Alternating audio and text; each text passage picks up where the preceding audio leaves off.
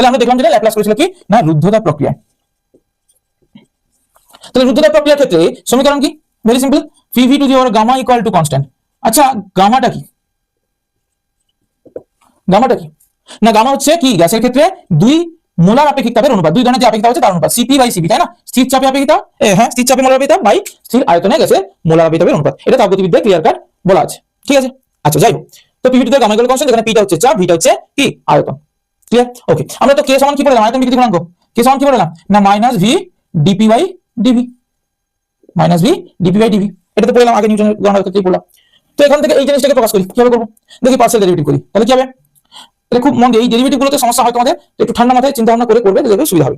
কিভাবে করছি দেখো, প্রথমে আমরা ভি টু দি গামাটাকে রেখে দিলাম, তাহলে কি ধরে থাকবে ডিপি প্লাস পার্সিয়াল করছি, পি রেখে দিলে V to the gamma derivative করলে তাহলে কি আসবে, গামাটা সামনে আসে, gamma V to the gamma minus 1 dv, constant derivative কত হয়, কনস্ট্যান্ট ডেরিভেটিভ 0 হয়।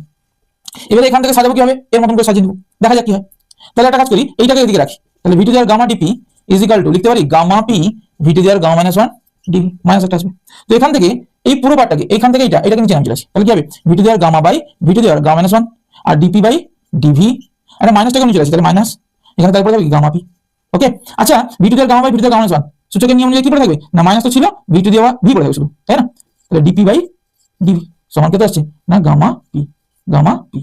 তার মানে মধ্যে কথা হলো এইটাই তো আমাদের কে না এটা হচ্ছে আমাদের কে, রানিং হয়ে গেল, এটাই আমাদের কি কে আয়তন বিকৃতি গুণাঙ্ক, তাহলে বলছি কে সমান কত আসবে না গামা পি। তাহলে কি পেলাম, নিউটনের গণনায় কে সমান কি পেয়েছিলাম, নিউটনের গণনায় কে সমান শুধু পি ছিল গ্যাসের চাপ, এখানে কি পেলাম না গ্যাসের চাপের সঙ্গে গামা অর্থাৎ সিপি বাই সিবি এর অনুপাতটা গুণ আছে। এটাও কিন্তু তাপগতিবিদ্যার প্রশ্নে ঢুকিয়ে দিতে পারে, যদিও এটা তরঙ্গতে আমরা পড়াচ্ছি। কি বলতে পারে যে দেখাও যে রুদ্ধতা প্রক্রিয়ার ক্ষেত্রে কোনো গ্যাসের আয়তন বিকৃতি গুণাঙ্ক কে সমান হয় কি গামা পি, যেখানে গামা হচ্ছে সিপি বাই সিবি আর পি হচ্ছে গ্যাসের চাপ, তো এটা দেখাতে বলতে পারে বা নির্ণয় করতে পারে, নির্ণয় করতে বলতে পারে। তো এইটুকু। তো এবারে আসছি আমরা শব্দের বেগ, তাহলে শব্দের বেগ কত হবে, শব্দের বেগ তো নিউটন বলে গেছে, সূত্র কি শব্দের বেগ, গ্যাসের শব্দের বেগ সংক্রান্ত নিউটনের সূত্র কি বলছে না শব্দের বেগ ভি সমান কি root over K by rho, তাহলে কে জায়গায় আমাদের কি বসে হবে, কে জায়গায় বসে হবে গামা পি, তাহলে বসে দাও, তাহলে ভি সমান কত হবে root over gamma P by rho. তো এইটা বলছে কি না কোনো গ্যাস মাধ্যমে শব্দের গতিবেগের রাশিমালা, এইটা বলছে, নিউটন বলছিল শুধু পি বাই রো, এখানে কি আছে gamma P by rho Laplace, ঠিক আছে?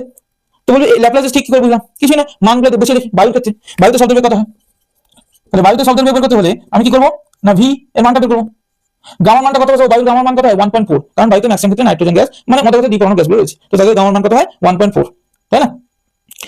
আচ্ছা বায়ুর চাপ কত জানি আমরা, রো কত জানি, তো সমস্ত মানগুলো যদি বসিয়ে দিই দেখা গেছে বায়ুতে শব্দের বেগটা কাছাকাছি কত হচ্ছে 331 মিটার পার সেকেন্ডের কাছাকাছি। তার মানে কি বুঝলাম, তার মানে বুঝলাম যে ল্যাপ্লাসের সংশোধনটা একদম কারেক্ট আছে, কারণ আমাদের পরীক্ষাগত মান আর থিওরিক্যাল মান ম্যাচ করে যাচ্ছে।